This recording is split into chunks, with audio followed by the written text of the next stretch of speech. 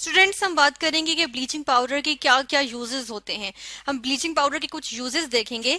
सबसे पहले हम ये देख लेते हैं कि ब्लीचिंग पाउडर होता क्या है। ब्लीचिंग पाउडर, जिस तरह प्रोफेसर ऑडलिंग ने इसके लिए केमिकल फॉर्मूला सजेस्ट किया था कि ये कॉम्बिनेशन होता है कैल्शियम के हाइपोक्लोराइड का, ठीक है, कैल्शियम के हाइपोक्लोराइड का और कैल्शियम के क्लोराइड का कॉम्बिनेशन होता है, ठीक है। तो हम देखते हैं कि अब ब्लीचिंग पाउडर के क्या क्या यूजेस हो सकते हैं। इसमें हम देखते हैं सबसे पहले ब्लीचिंग पाउडर का जो यूज आता है वो ये आता है कि ब्लीचिंग पाउडर को हम इसमें से क्लोरीन गैस लिबरेट कर सकते हैं। किस तरह से कि हमने पढ़ा कि ब्लीचिंग पाउडर का जब वाटर से रिएक्शन होता है, हम यहाँ पे लिखते हैं कि ब्लीचिंग पाउडर का वाटर से जब रिएक्शन होता है, ये ब्लीचिंग पाउडर है, इसका रिएक्शन हो रहा है किस चीज के साथ, इसका रिएक्शन हो रहा है वाटर के साथ। तो जब वाटर के साथ इसका रिएक्शन होता है तो कैल्शियम हाइड्रो ऑक्साइड बनता है, ठीक है, ये कैल्शियम हाइड्रो ऑक्साइड बना है। और साथ के साथ क्या चीज बनती है, साथ के साथ यहाँ पर बन जाता है क्लोरीन गैस, ठीक है। यानी कि क्या चीज बन रही है, क्लोरीन गैस लिबरेट हो रही है यहाँ पे। तो जब क्लोरीन गैस लिबरेट होती है, ये पावरफुल ऑक्सीडाइजिंग एजेंट होती है, ठीक है। हम कहते हैं कि क्लोरीन गैस जो यहाँ पे लिबरेट हो रही है वो क्या चीज है, वो ऑक्सीडाइजिंग एजेंट है, ऑक्सीडाइजिंग एजेंट, ऑक्सीडाइजिंग एजेंट। यानी कि क्या होता है, ऑक्सीडाइजिंग एजेंट क्या होता है, जो दूसरों को तो ऑक्सीडाइज कर देता है, ठीक है ना, दूसरों को ऑक्सीडाइज करेगा लेकिन खुद क्या हो जाएगा, खुद जो है वो रिड्यूस हो जाएगा।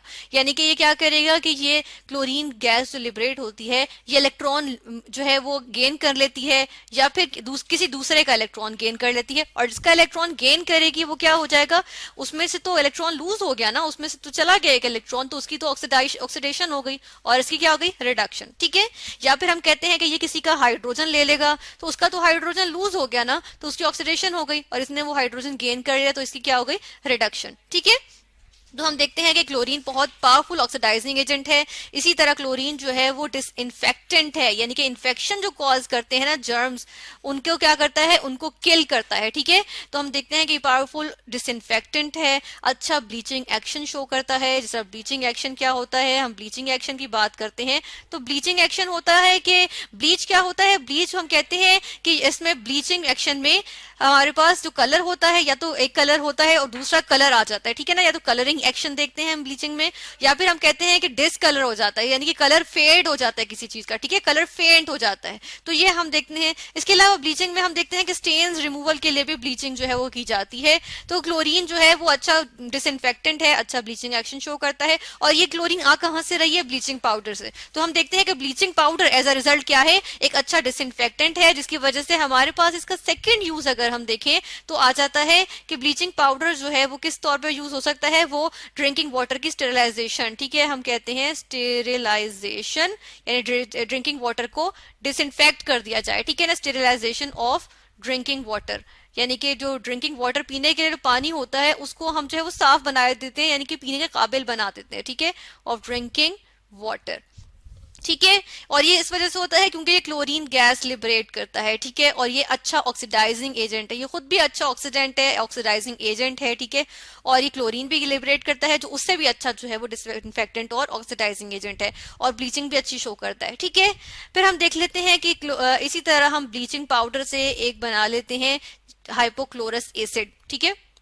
अब किस तरह बनाते हैं, ये हमारे पास आ गया ब्लीचिंग पाउडर, CaOCl2, CaOCl2 भी कहते हैं इसको, ठीक है। और इसके अलावा यानी कि ये भी हमारे पास, जिसको इसको कंडेंस करके लिखें तो यही फॉर्मूला आ जाएगा हमारे पास, ठीक है।